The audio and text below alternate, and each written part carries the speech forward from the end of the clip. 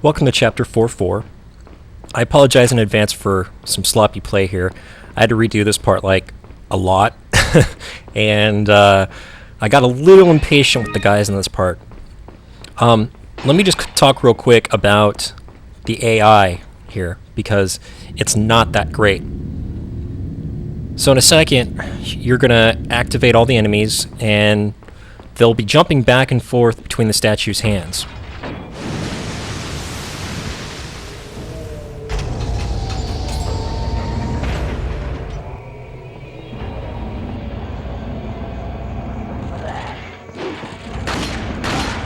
So anyways, these guys are going to be jumping back and forth between the hands of the statue.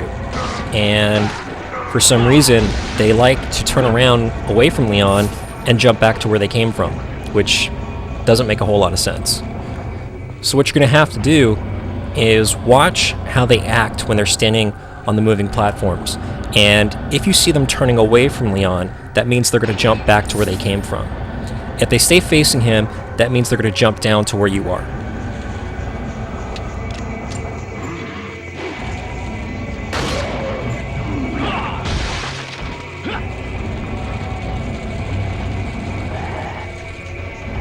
Now these two guys are a perfect example of what I was talking about. Do you see how at the top, the guys turn around and start trying to run away?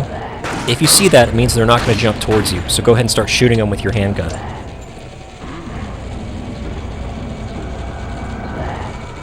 Now this guy in the helmet is the opposite of that. Do you see how he turned around when the hand was at the bottom?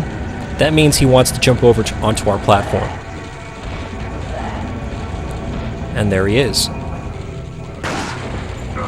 So if you watch closely, you'll be able to tell when they're going to jump down and when they're going to jump away.